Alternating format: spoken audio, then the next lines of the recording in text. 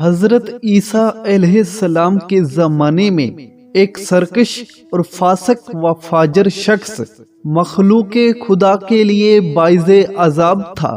اس شخص کا تمام وقت لہو و لہب میں اور لوگوں کو تنگ کرنے میں گزرتا تھا۔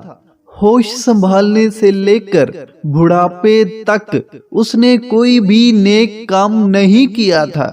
اس کے ان گناہوں اور بدکاریوں کے باعث لوگ اس کی جانب دیکھنا بھی گوارا نہیں کرتے تھے۔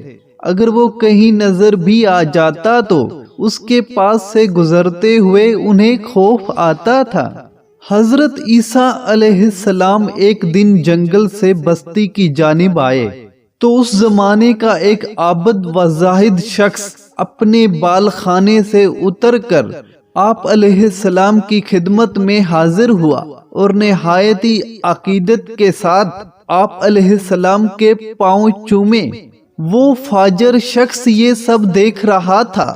اس نے ایک عابد و زاہد شخص کو ایسی عقیدت سے حضرت عیسیٰ علیہ السلام کے پاؤں چومتے دیکھا تو یہ احساس اس کے دل میں نشتر کی مانند چپک گیا۔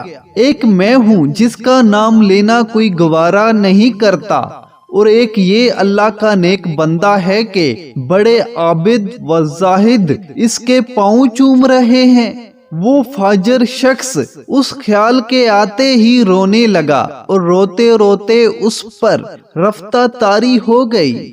اس نے اللہ عز و جل کی بارگاہ میں اپنے تمام گناہوں سے معافی مانگی، اور پھر جب اس عابد و زاہد شخص نے اس کو یوں گریا کرتے دیکھا تو غصے میں کہا، یہ مردود یہاں کہاں سے آ گیا؟ اس کا یہاں کیا کام؟ یہ دوزخ کا ایندھن بنے گا۔ یہ تو بدکار ہے، اور ایسا بدکار ہے کہ دوزخ بھی اس سے پناہ مانگتی ہوگی۔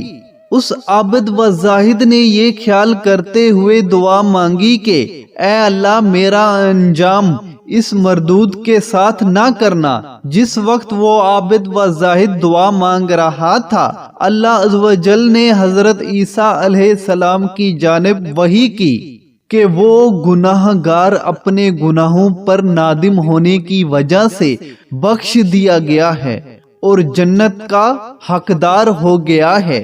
جو ہمارے دروازے پر عاجز بن کر آئے، ہم اسے مایوس نہیں کرتے۔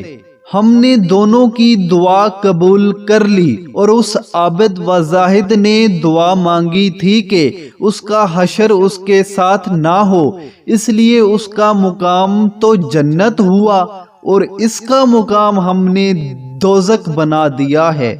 اس عابد و زاہد نے غرور کر کے اپنے تمام اعمال برباد کر دیے۔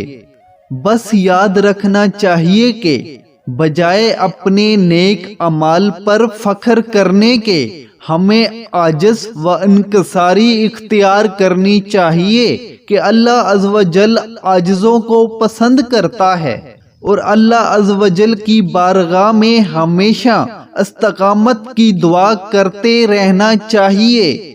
ویڈیو اچھی لگی ہو تو اس ویڈیو کو لائک کر دیں، چینل کو سبسکرائب نہیں کیا تو ضرور سبسکرائب کر دیں، اور بیل آئیکن پر بھی پریس کر دیں تاکہ آنے والی نیو ویڈیو بر وقت آپ تک پہنچ سکے۔ تو ملتے ہیں ایک اگلی ویڈیو میں، تب تک کے لیے مجھے دے اجازت۔ اللہ حافظ۔